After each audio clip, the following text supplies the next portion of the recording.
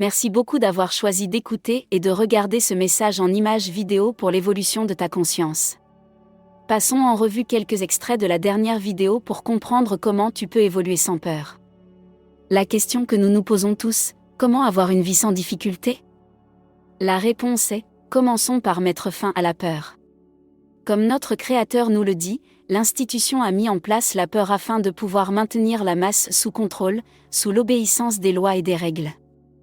Pour être franc, en observant la réalité de la vie sur Terre, les lois et les règles ne garantissent aucune paix intérieure et harmonie entre les peuples.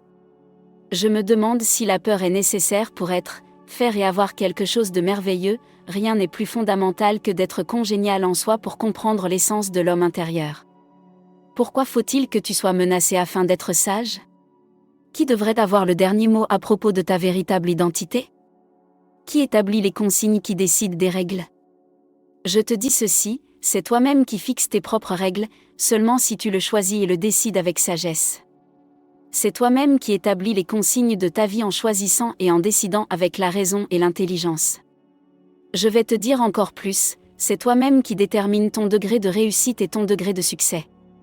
C'est cela que les artistes à succès font, ils pensent et ne changent pas d'avis tous les 5 minutes par peur de l'échec, ils choisissent et décident, et restent toujours dans cette pensée.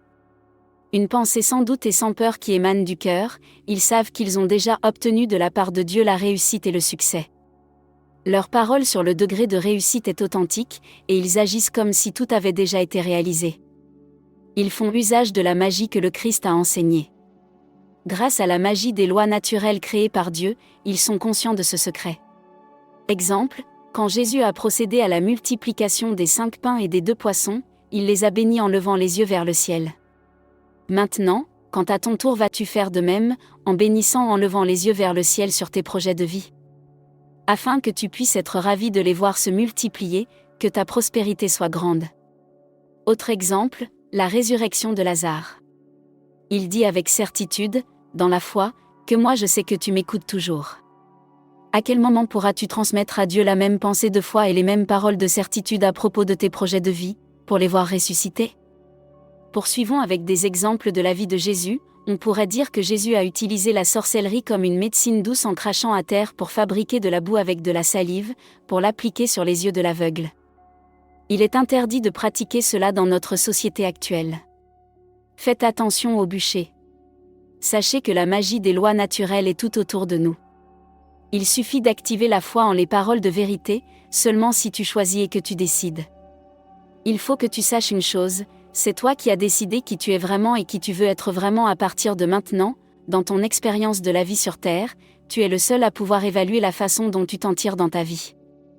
Autrement dit, non pas ce que tu vas faire, mais où vas-tu te trouver dans tes choix et décisions de vie. Tu sais, ton âme ne se préoccupe que de là où tu vas être, où tu seras dans un instant. Est-ce que tu seras dans un espace appelé peur, dite péché, ou plus exactement la connaissance de ce qui est bien et mal, bon et mauvais? Ou préfères-tu être dans un espace appelé amour, dit lumière, vérité, sagesse, tolérance, partage, amour, joie constante, bonté, bienveillance et miséricorde? Réfléchissons, veux-tu te trouver dans l'amour ou dans la peur? D'où viendras-tu au fil de ta vie? Sache que, personne ne te jugera jamais, car comment Dieu pourrait-il juger la création de Dieu et la qualifier de mauvaise? N'est-ce pas là une attitude humaine? En tout cas, ce n'est certainement pas une attitude divine. Si Dieu voulait que tu sois parfait et que tu fasses tout à la perfection, Dieu t'aurait laissé dans l'état de perfection totale d'où tu venais. Tout l'objectif du processus était que tu te découvres, que tu crées ton soi, tel que tu es vraiment et tel que tu veux vraiment être. Mais tu ne pouvais pas être cela à moins d'avoir également le choix d'être autre chose. C'est cette expérience que nous sommes venus vivre, en tant qu'enfants de Dieu, être divin.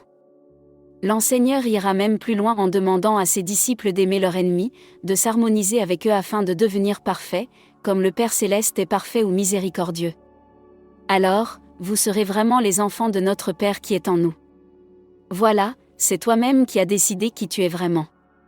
Qui es-tu réellement et souhaites-tu devenir un enfant divin, et d'ailleurs ce que tu es déjà?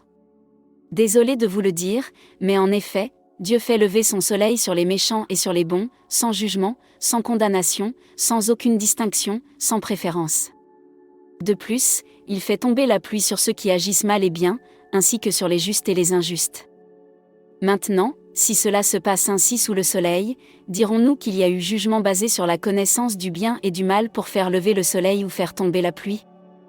Mais voici la pensée qui me vient à l'esprit, voici ce que je veux repasser en mon cœur, c'est que les faveurs, la bonté et le chérissement d'Adonai n'étaient pas épuisés, non, ils ne sont pas finis, il nous montre son amour à tous chaque matin, par la compassion de faire lever le soleil.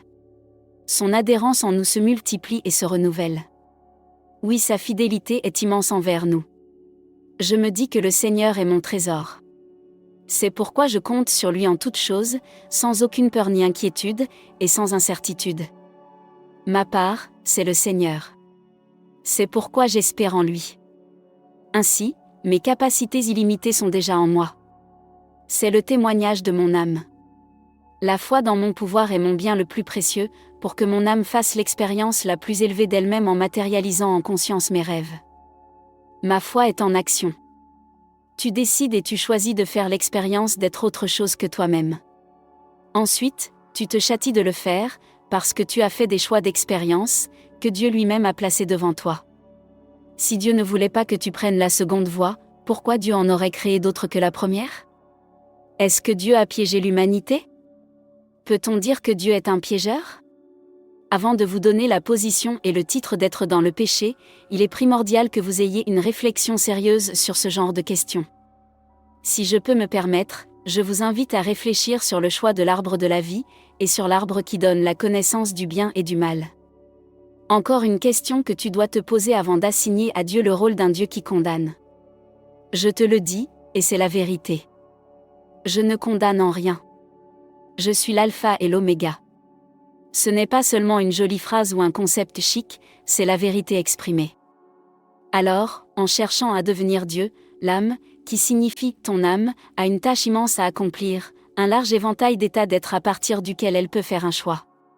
C'est ce qu'elle fait en ce moment, choisir des états d'être, puis créer l'expérience de cela avec l'âme miséricordieuse.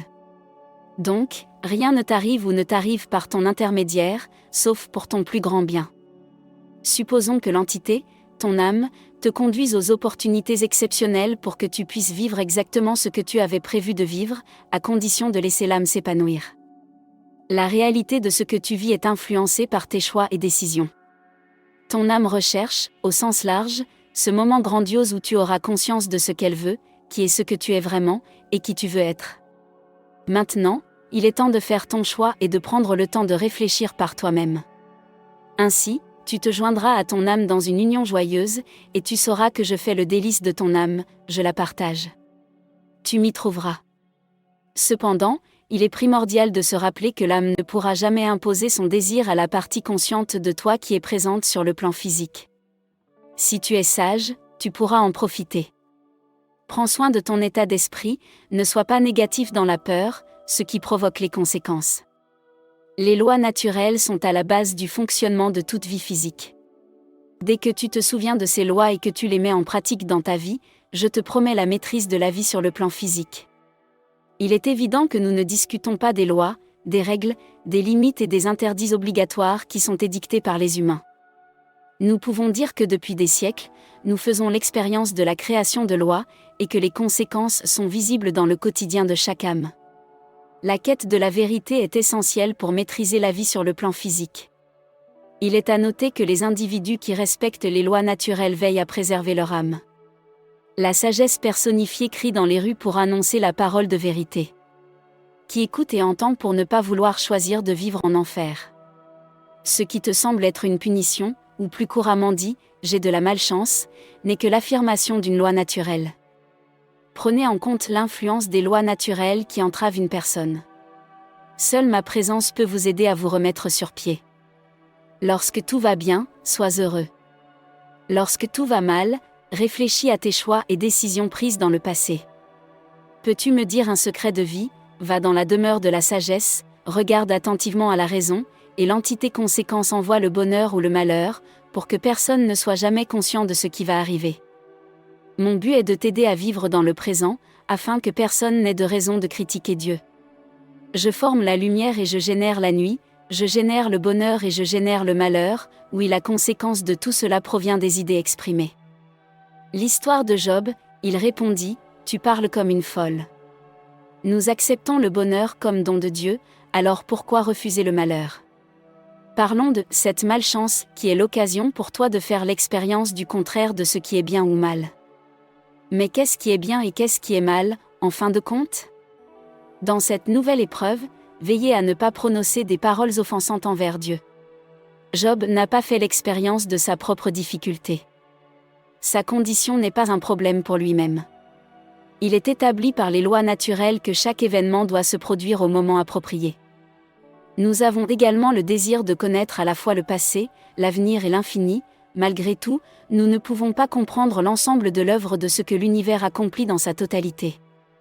Comprenne qui pourra. Celui qui ne veut pas comprendre, rien ni personne ne pourra lui faire comprendre. Que celui qui a des oreilles pour entendre est le bienvenu. Que la bénédiction soit avec vous. Trouve le repos pour ton âme. Libère ton âme. Je vous chéris de tout mon être. Sois béni abondamment.